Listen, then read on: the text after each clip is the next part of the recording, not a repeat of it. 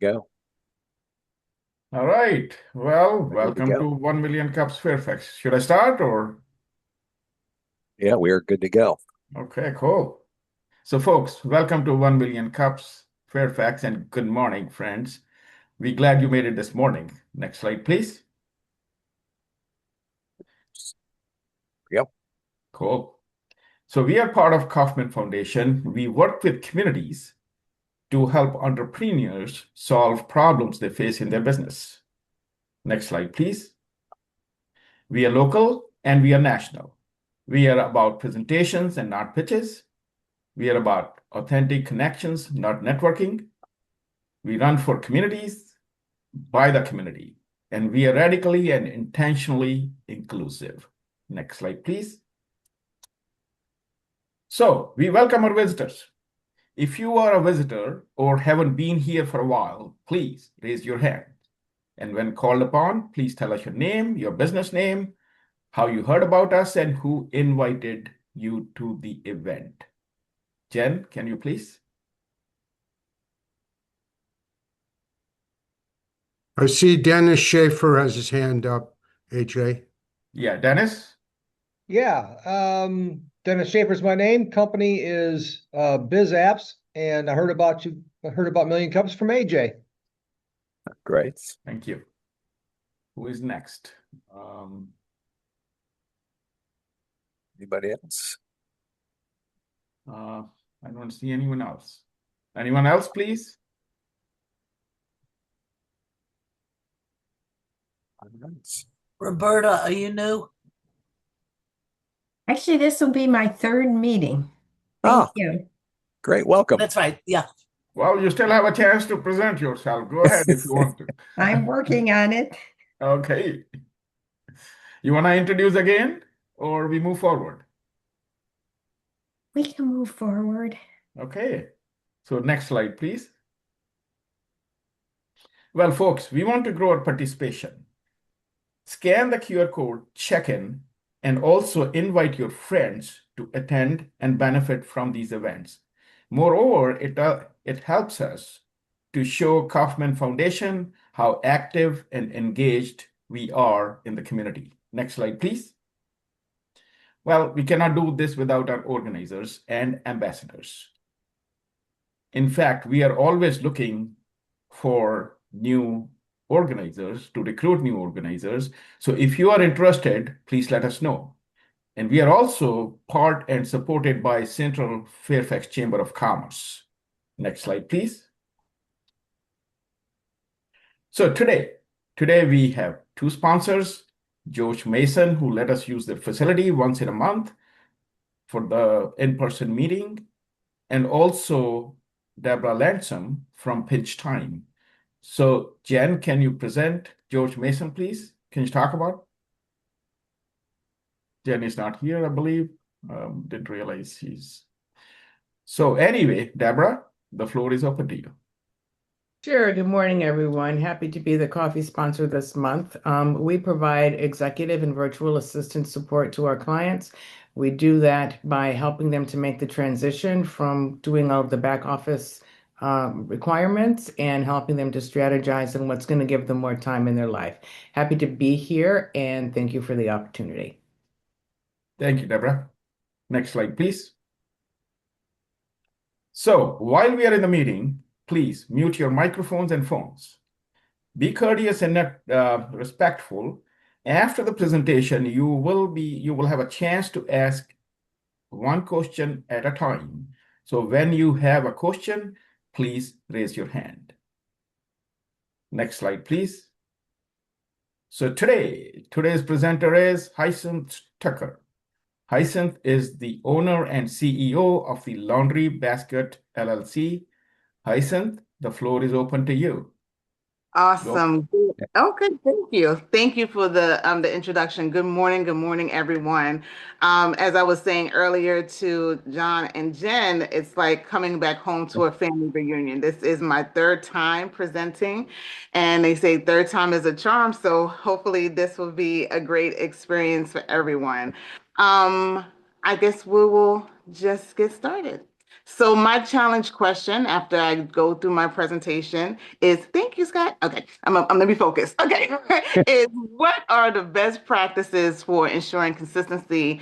So that would be our quality and our service while scaling the laundry basket. So obviously, I'm gonna go through our business model, our journey, where we came from, where we're going, and all those things that will help, of course, with that challenge question. So, one thing that I know for sure is that studies show that doing laundry is one of the top two most dreaded household chores. So, for our clients, that means most of them would rather get down on their hands and knees and scrub their bathroom floor than fold the clothes that are in their dryer. That is the absolute truth for a lot of clients that I work with. And so, my goal is to reimagine a world where instead of dirty clothes greeting you every day, a pile of soft, great smelling, fluffy, folded clothes greets you instead. That is the laundry basket promise. And one of the things that makes us different is the quality that comes along with that. So, as busy professionals, I understand the stress, the frustration, the overwhelm that comes with doing laundry. And so our goal is really to liberate our customers from that, and so that they can have joy and peace and do the things that they value. So we talk a lot when it comes to like stress management, outsourcing, delegation, all the things that busy professionals deal with. Our client base is varied. And I'll talk a little bit more about that. But of course, let me, of course, say I am Hyacinth, and you can go to the next screen. I am Hyacinth, and I'm a mom.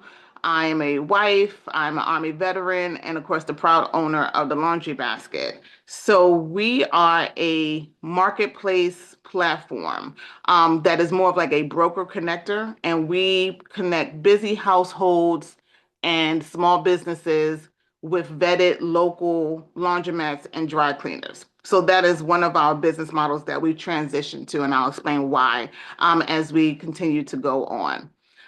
So we look at ourselves when we talk to our clients as like more of a partner when it comes to productivity. And I always like to say, I'm like the chief of staff, your chief of staff when it comes to laundry. So we work with small businesses, so like gyms, spas, hotels, gyms, universities, department stores, airlines, as well as nonprofit organizations, as well as the government. And we work with the government on the local, state, and federal side. So next slide, please. The other way, I think. I think we went to that. Okay. Oh, now we're going. Okay. Okay. So let me just give you a little bit about our journey. So once again, it's been 3 years. So in July of 2022, I walked into my friend's living room. And it was filled with clothes. And I mean clothes everywhere. And my undergraduate degree is in psychology. So my friends always tease me that, hey, you're always trying to like psychoanalyze us. So I was just like, hey, Veronica, are you okay? Is there anything that you want to talk to me about? And so that's like our running joke. And so we laughed, and she was like, girl, this laundry is like overwhelming, like between, spouse, kids, church, sorority, all the types of things. It's just like, I just feel like I never have time. And that was one of the things that I was like, okay, I said, we never have to choose between getting a good night's sleep and clean clothes. So at that point, I knew that there was like a problem. And what I realized is that she was buying new clothes instead of washing the clothes. And of course, I told her that's not sustainable, because at some point you're going to have to wash these clothes. And, now it's just going to be overwhelming. So she looked at me and she said, I wish there was someone that could come and take all these clothes and wash it, and I would pay for it. So at that moment, I said, oh, okay, I'll help out. At that time, I was going through a transition. During that time, I was going through a divorce, and I had a business that involved around events. So I had 4 event venues in Prince George's County. And of course, we know what happened, due to COVID. So I was definitely like doing like odd jobs. So I was like doing Uber, I was doing Instacart, I was even pet sitting, and I really don't, care for animals, but I was doing what I needed to do. So when she said that, I was like, okay, so this was just supposed to be a a side gig. This was like a stepping stone. This was really me just helping someone out. Next slide. But when I really decided to turn it into a business, I was like, oh, this is something that I saw a need across everyone else. So within 2 years, we were able to 9x our income. And so for 2025, we're almost at $500,000. So from that $20 that she gave me to do that job, is where we are now. Just, our tagline is less laundry, more life. That is our tagline, because we truly see the stress and frustration that comes with it and just see the value in it when we work with our small businesses as well. Next slide. So we are a team of 9. We have drivers, we have a seamstress, we also have like an expansion coordinator, we have a marketing team, we have an operations team, and we do all this, with our small knit team. We have vans. We have a fleet of vans that are going up and down the East Coast, it feels like. And so that's always fun. And so once again, we also work with local nonprofits. So as they get clothes donated, we launder them and we deliver them to our unhoused population. So we also work with Georgetown University with their Pivot program, and we provide internships for our returning citizens. We also work with the Arlington Career Center, and we work with individuals who have disabilities between the ages of 18 to 24, and we take them out in the community twice a week, and we show them how to do laundry to increase their independent skills. We provide laundry, dry cleaning, and alteration services, so we are like a one-stop shop when it comes to fabric care. This is some of the places that we've been featured in. We do a lot, so now we've been known as more of a thought leader when it comes to eco-friendly laundry care. So that's pretty cool. Next slide. So we were also honored as number 3 on the list of most upcoming startups in the Baltimore region. We do have the Laundry Basket Institute, which is located in downtown Baltimore. So that's where we do all of our training. And we also are the first and only registered apprentice program for the state of Maryland when it comes to laundry and dry cleaning outside of our prison system. Next slide. So the laundry industry is a $144 billion industry, but it is very outdated. And so it is ready for innovation and tech, which is where we're going with it. So we want to do different things. So we have a full-on automated system from the customer viewpoint, from our website into all the operations that come with it on the back end as well. But we also are integrating more AI. So we're using AI agents to spot stains, to do work tickets, and to also do training as well. We're also looking at, autonomous driving for pickups and deliveries. And so we're looking into some things to kind of really get a bigger slice of the pie, go deeper into this DMV area, and to be more innovative. Next slide. So we are, of course, headquartered here in the nation's capital. So we service Maryland, D.C., Northern Virginia, and we have expanded to Cleveland, Atlanta, and our next stop is Houston. And we do have a small footprint in Toronto, Canada as well. We also want to go deeper where we introduce our Dorm Fresh, which is our college initiative, which provides services to colleges and universities across the DMV as well. And we're also morphing into another model for our colleges. So it's kind of like, if you're familiar with the Saxby's model, where it's like college-run or student-run businesses on campuses. We're doing that with our Dorm Fresh program as well, and hoping to pilot it in our first university in the next couple of months. Next slide. So let's go into like our business model. So it is a subscription model that we have. So we have an a la carte, and then we also have of course, the subscription. So in the DMV area, we do it all. So we have people that pick up, then it takes to one of our facilities, which we partner with local laundromats. So we have like 12 partner laundromats spread across the DMV area to increase our capacity. And then it gets processed and then it gets returned back to the client. So our current makeup is 40% B2C and 60% B2B and B2G. And then our goal is to kind of do more on our client side. So 60% B2C, 40% B2B and B2G. So we do a lot when it comes to like luxury apartments. And so we're also going more now into like the corporate spend as well, as far as providing services to organizations, large organizations for their employees. Next slide. So we know that we can get to 1.2 million by the end of 2026. So our customers usually pay, now it's 167 a month, the last time we looked at the numbers. So we would really just need about 600 clients, monthly clients to achieve this. And right now we're at 342. So we're really poised to continue to grow and to expand and to scale the business.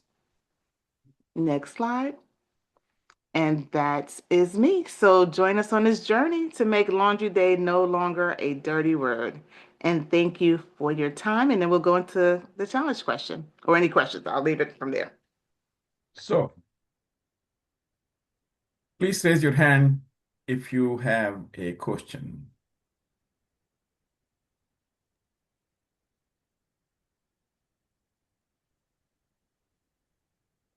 Okay. Seaman? Yes. Hey, good morning. Amazing. So the question is, you're saying average person pays like 150. How do you do the model? Is it per visit you charge or is it per shirt? How does it work? And the second question attached to it, the inflation is going up now. Everywhere I see, I used to pay 99 cents per shirt. Now it's like almost $3. So are you guys have factored in the price to lock down the prices or is going to increase? That's the two questions I have. Thank you. Okay, so I'll take the first one first, and I probably will forget the second one, so you may have to say it again.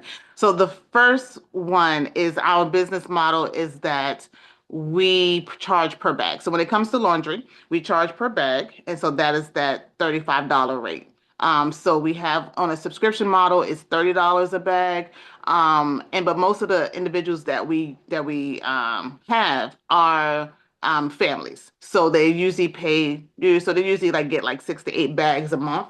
So our number is now up to $167 a monthly spend per client. And then once again, it's a subscription model. So of course it makes our, we retain them a lot. Our churn is pretty low. Because we make sure that it's quality, reliable, all the things. We have a 5-star Google rating that we've been able to maintain for the past 3 years. And our competitors are, even though they are outspending us and outgrowing us, the quality is like not the greatest. So they have averages of like 1.7 and 2.3 respectively as far as their Google rating. So we're getting a lot of the clients coming from other bigger organizations like your Rents, your Sudshare, Poplin, whatever it is now, Hamper app, those types of things coming to us. The second question, one more time. Sorry. The pricing. Oh, yeah. okay. Is the price going to go up or is it going to stay or are you going to lock down? How is it going to work? Because everything is getting expensive. That is true. So one of the things that has been, and just to be honest, one of the things that has kind of kept us insulated from that. So once again, not to say that the economy does not affect us, but the clients that we have definitely have more money than they have time, right? So this is not a service that they're going to now all of a sudden, now start doing themselves. So our pricing has increased over like the past 3 years. It was like, once again, at $20 when I first started. And so it's slowly going up, but we haven't gotten too much pushback to many people who have done that. As far as our dry cleaning rates, that is per item. And so we have a really great partnership with our dry cleaning partners. And so our profit margin has been consistently around 60% on that. We have upped our prices on the dry cleaning side, but it has not stopped. And that's why we also do a lot of B2B. So the B2B and B2G, of course, kind of shields our revenue because, of course, it is what is the government's going to pay, what it's going to pay, and also our small businesses as well. So we see a little more churn more, of course, on the B2C side, but it's not too bad. Okay. Melinda? Couple of quick comments, suggestions. Are you kind of run like a co-op with all your partners so that they can benefit as all of the different dry cleaning organizations you're working with save money through you to get better pricing? And that's part of the question. The other part of the question is, have you looked at big dry cleaning groups like Zips? And they've just rolled out a program. I'll just start with those two. Okay, so the first question is interesting enough. Our Laundry Basket Institute is a worker co-op model, but as far as what you're saying, our thing is that what we're doing is that we have clients, of course, who want to get back hours of their day, right? So we save our clients 6 to 10 hours a week. We have operators who are looking to add delivery services but don't have the mechanism, let's just say, to do that. And they also need their machines to turn. So the great thing is that we're that piece in the middle that connects this consumer who wants to get back their time with this operator who is like, how do I add more services? How do I increase our revenue? So our value add is more of that community thing, is that you're using local businesses.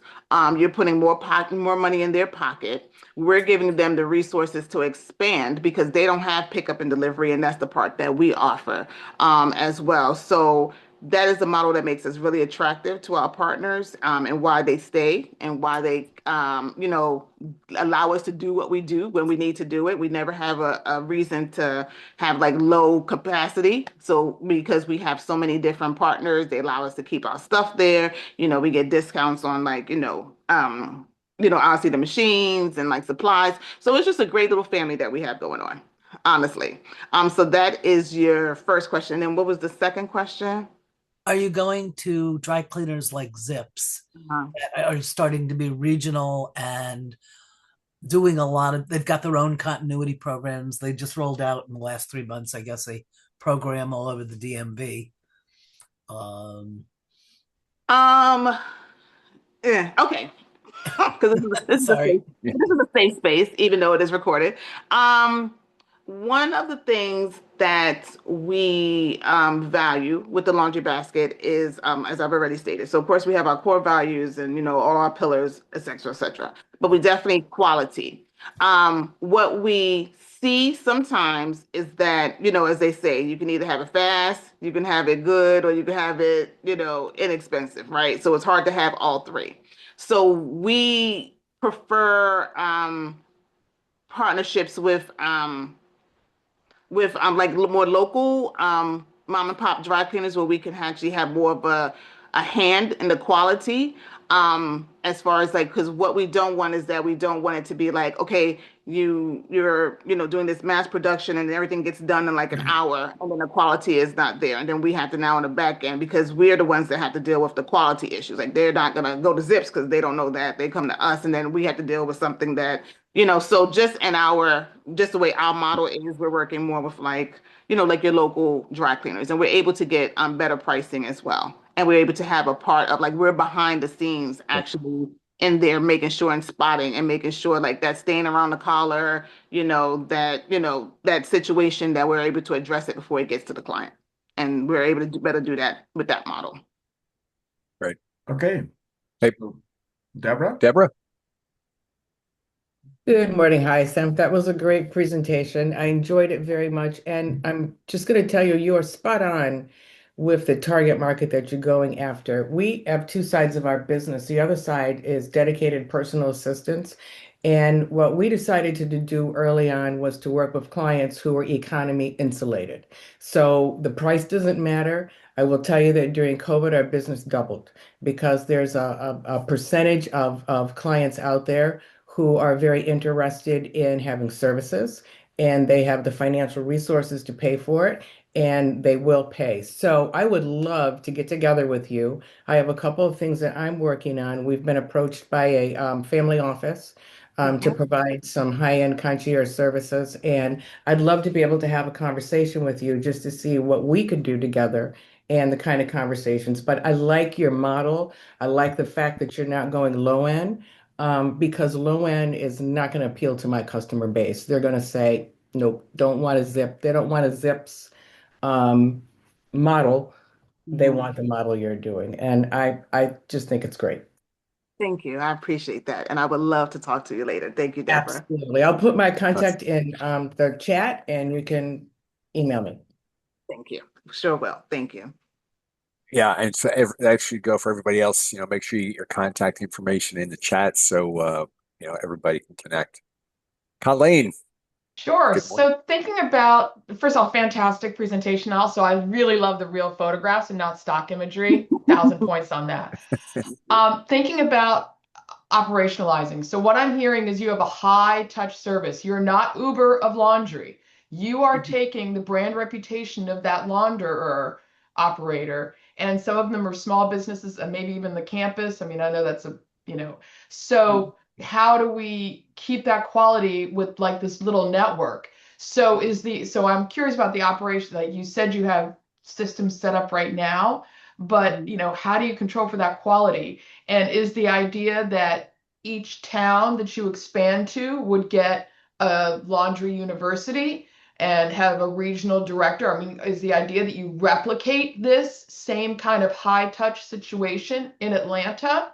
And is it, and so those people get trained. It's not that the laundromat is necessarily reading through a playbook, right? It's that you have a highly trained staff that then goes and develops these relationships with the 12 or whatever launderers. And so it's not it's a playbook, but it's setting up these little universities in the additional towns, and that's a high cost, right? But you're going for high quality, not like you said, faster and cheaper. You're doing slower, more expensive, and higher quality. So what I'm hearing the answer to the question is you replicate what you have here for each town, and you pick those towns and you pick that expansion very carefully, and you don't go too fast. You do Atlanta, period. You do Toronto, one at a time, and slow as pro. That's my thoughts on that so far. Right. That is completely true. The challenge that we're having is that, of course, it's the cost, right? So we all know revenue is one thing, but it's about like the profit. So our biggest expenses are staff, gas, and maintenance in that order, right? Because of, obviously these vans are operating every single day and putting in, lots of work. And then, of course, the gas and all the things that come with it. So when we looked at different models in different areas, we were like, how do we kind of still keep, which of course goes back to the challenge question, how do we still keep the same quality and the way that we do it here for other places, but kind of minimize some of those costs so we can really scale. And so that's why we were like, okay, so for Atlanta, that model is the laundromat is actually doing it. So instead of like our staff doing it, so it decreases that, but then it puts the quality in the hands of them. And so yes, there's a playbook, there's a checklist, all the things, there's the videos that comes out of our institute that they have to go through.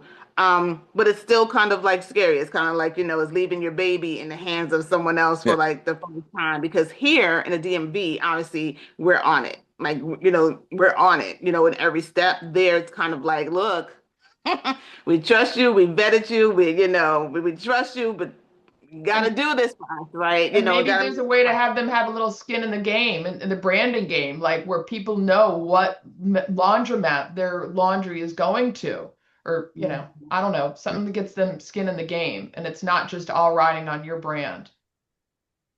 Yeah, so that was the thing that we had first thought about. I was like, this has been a thought process for a while. And so it was like, so that's why when I say the marketplace, I say it just to kind of get people to understand how we are, but not really a marketplace, because then what happens is that we had a situation where we had a relationship and then they started poaching the client. It was like this really interesting thing. So we were kind of like, we kind of have to kind of have them hidden in the back because then it gets a little dicey because of course they have all the information for the client because they're doing the whole thing, right? And so even though we said like, the branding is definitely the laundry basket, they kind of, and that's to be expected. So we can't change the whole model over like a few bad apples, but we're still working it out, which of course is why I'm here to talk about Yep. it. But I've heard everything you said and thank you. All right. Great. We're going to try to, we got a bunch of people with questions, so we're going to try to keep things a little short just to make sure we get through everybody. John Rutenberg. So I'm going to yield to Dennis Schaefer, who was waving his hands, but Oh, difficult I missed him. All right. Where is see. Dennis? So Yes, sir, Dennis. Yeah, I just had a quick question, Hyacinth, that how do you handle it when somebody has a a single or a couple of large items like, blankets and quilts and things like that? How do you handle that? Obviously, that's not going to be part of the $35 a bag, is it? It is. We do, it's a bag. A bag is a bag. So whatever you put in that bag is that cost. Okay. Unless it needs to be dry cleaned, of course. Okay. And then the second thing is a quick comment that anytime you can add an incentive for a performance incentive to that particular laundromat, like if you can figure out some way to maybe uh, give them some financial rewards or at least good attaboys when they get good comments, that sort of thing. Mm-hmm. Okay, that's actually a good idea. So incentives to keep that quality. Got you. Yep. I was recently reminded that reward works much better than criticism when it comes to moving people's moving people psychologically to action. Definitely. Yep. Definitely makes 100% sense. Thank you. Okay. Thank you. Great. Thanks, Dennis. John Rutenberg, let's jump back to you. fantastic. Wonderful presentation. Great seeing you, Hyacinth. Hey. Wonderful. Sending hugs. So you asked about ensuring consistent high level of service. I believe the solutions are similar and different based on whether you're B2C or B2B. And I saw on your slide you're trying to flip more to the consumer side from the business side. And I believe, as you mentioned, you're using AI. AI and the right levels of customer service at the consumer level has to be carried out en masse. Whereas if you have Hilton Hotels in Atlanta as your account or Coca-Cola, you have an account manager who's reporting probably to you or someone under you. And you're talking to Mr. or Ms. Coca-Cola. Yeah. And because you can't do that on the consumer side directly very often. Mm-hmm. However, on the account side, you can. And so I guess my comments relate to building on the consumer side using contact management techniques and AI to prompt outreach upon delivery and to gather sufficient information by every vendor, let alone customer, because you got to respond to any negative or any complaints, but more critically, to judge your vendors, getting that data gathered automatically on the consumer side would be a direction. On the business side or government side, I believe it's the personal touch as a high touch rather than high tech, if you will. Yeah. Agreed. Agreed. That is definitely true. So yeah, I'll just leave it at that. For Sure. sake of time. Yeah. And by Thank the way, you. it's all recorded, so you don't have to take notes. Oh, because I'm just like, wait a minute, hold Oh, on. yeah. Jen. Okay. Thank you for that reminder. Right. Belinda. Two quick comments. One was I'd like to continue the reward side. I come from my first 15 years in marketing and promotions. setting up continuity programs, both for your big clients like Coke and the Hilton or whoever, as well as for the individuals, maybe a point system. I can help you develop something. I'd be very happy to do that. Thank And then the other thing that I wanted to bring up that I actually put into the chat was, and I'm going back to my note, I can help you with Panhellenic and Interfraternity Council. They have national organizations that do the alumni world as well as the college world. And awesome. maybe there's a way to even build in a piece where you give back to sororities or fraternities to their whatever their nonprofit is, because they all are raising money for different types of nonprofits and putting it together. And again, if you want some help on that stuff, I'm very versed in all of it. Awesome. Thank you so much. I'll be reaching out. Yep. Great. Thank you, Melinda. Reggie. All right. Good morning, Hyacinth. Good to see you. I had a comment and a question. My question is, I was wondering how important it is that you have your fleet of vehicles, and if you had thought about getting just private drivers that use their vehicle for Uber, they drive for other stuff, Instacart or whatever, and so they're already on the road. They're used to pick up, drop off, delivery, and kind of leveraging private vehicles rather than maintaining your fleet of your own vehicles. So that's just, something to think about. And then as far as like maintaining quality, I thought about if you could maybe develop some type of certification that your vetted, partners have to obtain and keep up with. Like it's something that you create, it's sort of an industry standard, or it's like innovative for the space, and it's something that you can give to the partners that are actively maintaining that level of quality. So it's highly visible. It's like, okay, these are the people we work with, and they've obtained this certification from us as an industry leader in this space, and they're keeping up. They're doing their part to make sure that we are leading the industry in terms of quality. So that could be something that could be a positive step in that direction too.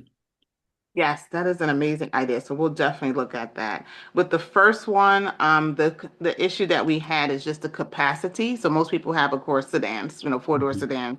We process around 7,000 pounds of laundry a month. And so it's like for it to be more sufficient, honestly, we pack those vans. So it's kind of like the same Amazon model, where it's just like a whole bunch of packages going in, along a route. So they're route based, but they also is a lot. So they do need to have like, a van size model. Yeah, it wouldn't fit into like a regular four-door sedan for it to Okay. be a Yeah. But we did look at that. Like use your own car. What you say? Yeah. They would like then they come back to the hub after every stop, every two stops, and then it was just Yeah. like It's just let's not take practical. Okay. Mhm. All right. Thanks. Great. Thank Thanks, Reggie. you. AJ. Yeah. So, Hyacinth, have you guys thought about obviously, can you hear me? Yes, I can. Okay. So have you thought about raising funds, going, for further expansion, going to crowdfunding, those kind of sites, as well as maybe external investors? Yes, so we actually did our first crowdfunding and raised around $8,000 for our first van. We did that in April of 2023. We've done pitch competitions, grants, but we do have angel investing right now. So that is how we maintain the capital. So yes, and we are looking at acquisition. So we're talking about some of that stuff too. But right now, yes, so our angel investor keep us, funded for what we need. Great. Thank you, AJ. John Norris. Good morning. How are you, Hyacinth? Thanks for your update, and exciting to see a business grow. It's always so exciting. So congratulations. Just a couple questions. You're about halfway or a little more than to your goal of 667 or whatever the number was. What is your customer acquisition cost? Do you know that, what it cost you? As far as the number, I don't have the actual number, but I know it's very low. We have not paid. I mean, besides if you count, of course, going to like a conference and paying and then meeting people there. Right. But a lot of our stuff is definitely word of mouth referrals. Like I said, we're very high on like Google, so our SEO is doing something and working for us. Yeah, Yeah, LinkedIn. my question was more along the lines, and thank you for your answer, but more of how do you get there faster? What I'm saying is, like Dan scaled a business similar to yours, where it's a lot of personal touches. Like you get to a point where you should be scaling at an exponential, like your business should almost be easier today because you have more people that are referring you. Like, you know, what I would challenge you to focus on how can you get that growth accelerated? Oh, okay. Well, You if know, you're that asking a like question, then instead yeah. of just saying we're waiting for inbound calls, like you should know your customer profile to a T. This age bracket, this income bracket, this career, this whatever family size, that you should be able to dial into the analytics and demographics to be able to just pour gasoline on this business at this point, knowing that what you know that I mean, I'm again, you grow at your own pace, but I feel like you're at the impetus from what you said to really scale this. And technically, when I say easier, you've built a business, you have cash flow, you have partners, you have capacity. Like Mhm. that's where your effort should be on customer acquisition and growth. Agreed. And that is in our 2026. So we Yeah. are looking at those options. So we do have a full-on marketing team. And so definitely I was hesitant at first because I kind of dipped my toes into it. I didn't like the results because, I like things fast. And so I stopped doing it, but our marketing team has kind of convinced me. So that is in our 2026 plan to get to that amount. So yes. So thank you for the reminder that I need to listen to them. Thank you. Great. Thank you, John. Real quick, Hyacinth, I have a quick question. We'll jump to the other John in a second. The Laundry Institute. Can Mhm. you just tell me, talk a little bit more about that? Because I'm curious, maybe from just, going back to the quality and service, how that works and is integrated into your model. Yes. So everyone that works for the laundry basket has to go through. So it was really designed internally, so that everyone that goes through any of our licensing partners, all of that, any of our vendors go through it, so that they can kind of understand, of course, like the values, the culture, but of course, proper fabric care. And so it is about 48 hours. It is 48 hours of content, and it goes through everything from beginning to end, and everything that they need to know to kind of maintain the quality. Gotcha. Okay. Thank you. John Rutenberg. Again, Hyacinth, what you're doing is phenomenal. I love hearing about it and seeing posts. Mhm. So, on the consumer side, I believe marketing in your current geographic areas at the neighborhood or apartment building or community level will, and the acquisition of new client consumers, residential customers in your current areas will both reduce client acquisition costs, gasoline costs, and improve customer service, which is your challenge question. Yeah. My other question is, what motivates you to flip the percentage 60/40 over the other way? What I are knew, your thoughts on that? yeah, I knew someone was going to ask that question. Hmm. I'm gonna make it really quick just for time purposes. I honestly, it has just been.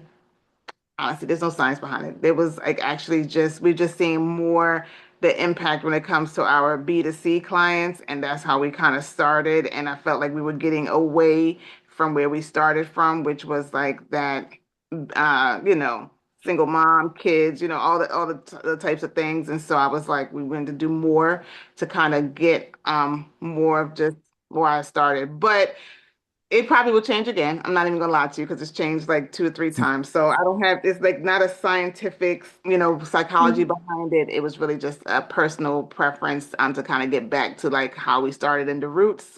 We just saw that we were just doing a lot of B2B and B2G, and that was like really, yeah. So I don't have a good answer.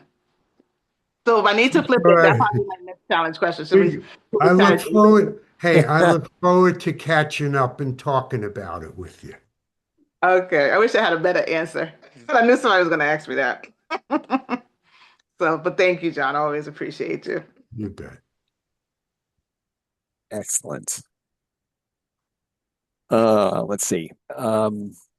Any other, let's see, any other hands? Got another one. Oh, go ahead, Melinda. Are there any associations, trade groups that would also help you, trade shows you can go to, places you can speak? I mean, what you're doing is very, very cool to get out there, and maybe even a book or something that might come from all of this, clean from the inside out and the outside in, or whatever. So you're asking me if I'm writing a book or am I reading a book? Well, I was saying writing, but reading also is important. Writing a book. No, I do a lot of speaking to different groups. The group that we want to get into, and so we're looking at their national conference. It's like I'm gonna mess it up, but it's basically the National Association of College University. It's not housing, but it's some organization. And I was like, oh yeah, we need to get in front of them. The Dorm Fresh is really something that is like my baby, and then I want to continue to grow and expand it, doing it that way. But yes, so we're always looking for other opportunities. But yeah, I feel like I speak every single day. That's what it feels like to me. But as far as books, I'm reading Build to Sell because, of course, once again, I am building to sell. So, but yeah, so that is on my current list. That and traction. So that You're is what. building community, and that's, I think, where you can even get on the importance of building community around the country, one Mhm. community at a time, and there may be a way to do something with that. Yes, yes, yes, definitely. Definitely. I'm gonna write that. I keep on writing. I forgot. I'll get the notes. I'm Oh taking yeah, these notes for you. yeah. You'll see them in chat as well. Okay.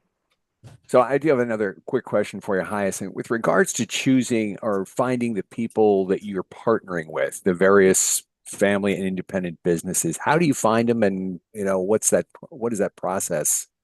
Yeah, we do customer interviews a lot from our business and just even with our vendors. So we find clientele. So we look at their reviews first because we got to find them first. So we'll Right. Google, we'll see who comes up, we'll look at their quality, and then we do customer interviews. We actually do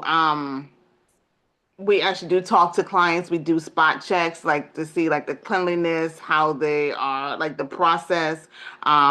We do all of that. So it's kind of like an in-depth. So we have someone that is like their job. So our expansion coordinator, they're the ones who are responsible for all our partnerships. And so they're on it. They come back with like a scorecard, whatever. We talk to them. We just, see like the personalities. Is someone that we can actually work with? Do they understand like our stuff? So it's like a vetting process that takes some time before we actually decide to use them.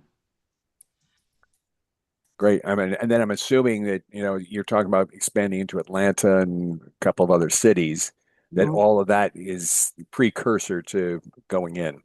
Oh, definitely, definitely. It's a lot of conversations. It's a lot of we got to see like are the machines always broken? Like just like the mechanics of it. For us to work with. And the ones that do have wash and fold, we look at like their rewash, percentage, those types of things. But yeah, we're definitely doing a lot of research into them before we bring them on. Great. Great. Any other questions? Oh, Colleen. Maybe you could digitize the Laundry Institute. I mean, it's not the same as going in person, but could it be an online program? Oh yeah, it's online. Online. Yeah, no one is going. I mean, when I say no one, it's located in Baltimore. That's where our headquarters are. But no, it is online. It's video. Oh, Oh, Oh yeah, oh, it's videos. No one has that amount of time. It's videos with quizzes and surveys, and they do it at their leisure, whatever. oh, And then when they're oh, done with it is when we can move on to the next step. gotcha. great. John Tom, Rutenberg. Oh, I got. okay, Hey, John, I'm going to jump down to Dennis real quick. He's waving go his hand for it. furiously. Go ahead, Dennis. Newbie, future presenter. Go on. Yeah, well, just a thought here, Hyacinth, and this is a quick little story for the setup. My granddaughter has a pet grooming business that's Mhm. mobile, Yeah. and she's landed a bunch of apartment buildings where the apartment manager, scheduled it so every other, first Tuesday of the month she'll be there and she gets a bunch of customers all in one shot.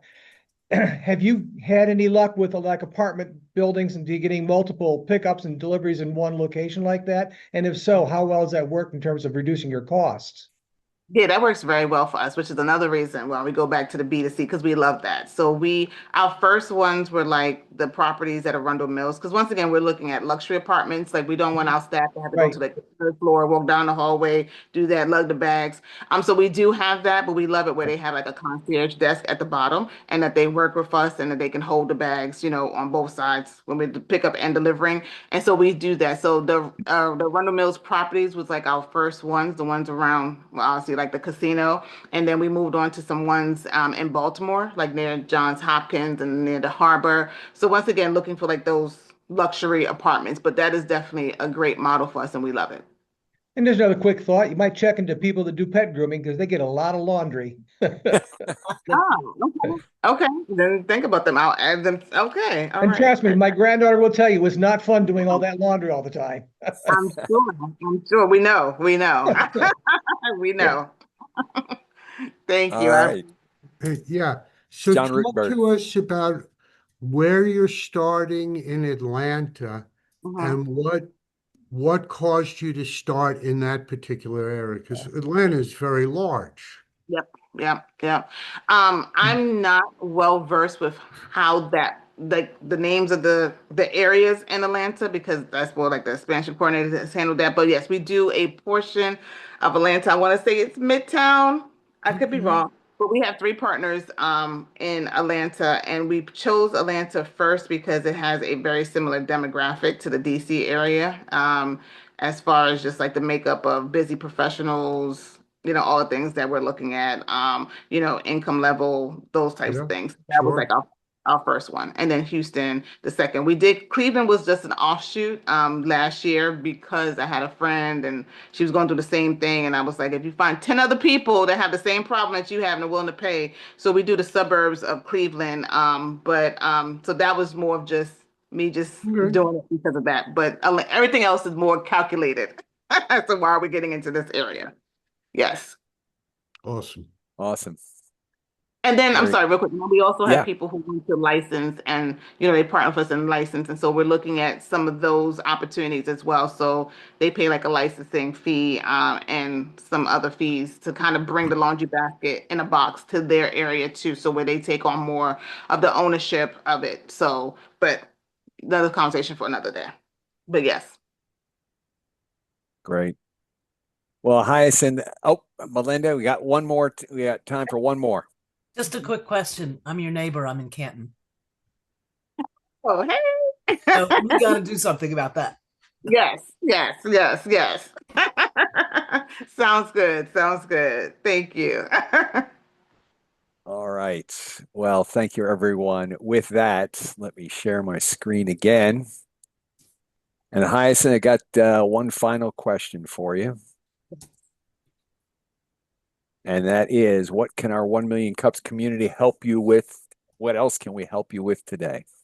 Oh, I don't even know how to answer that. I've just gotten so much help already in the past 30 minutes. So, Yeah, so if you know any property managers, right? So we're talking about All right. the luxury apartments. If you know any property managers or anyone that we can add laundry to a corporate benefit package, definitely introduce me colleges, universities, all those things. Yeah, that'd be great. Thank you. Awesome. Well, Hyacinth, thank you so much. It's been great working with you, and we'll look forward to having you come back. Yes, I appreciate it. And I'm sorry, I have a 10 o'clock interview. I All have right. to. Well, we're going to make it real quick here. If you need to go, that's fine. AJ, we're Yeah. ready So, to go. all right. Thank you, John. And next week, so we're gonna have a holiday potluck. So please join us there. And our presenter will be Alex P. P. I'm having a hard time pronouncing it, So we're not gonna meet next Right. week. It's on Right. December 3rd is when our next event is. And if any one of you are interested to apply, please scan the QR code below and go ahead apply. But I think we have a house full until around end of January or something like that. But go ahead, apply. We'll have you there. And here is a list of our upcoming events. Please go ahead, scan the QR code because you guys can not only attend and also follow us on, uh, Twitter, Facebook, LinkedIn, and also watch us on YouTube and Facebook. Next slide, please. Yeah, here is a list of our itinerary for November and December and also the January. So any of the spots you are looking where you can come present, go ahead. So next slide, please. So again, help us spread the word, watch our presentations on YouTube and Facebook as we post there, and follow us on LinkedIn, Twitter, or X, as well as Facebook. And all you need to do is scan this QR code and also share with your friends. Tell them to come attend, and let's get to know each other and network and benefit each other. Next slide, please. Well, I think this is the end of our That event wraps today, us up. but Awesome. also stick around for a while. Go Very ahead. good. All right, everyone. Is all I do is let me go ahead and stop recording.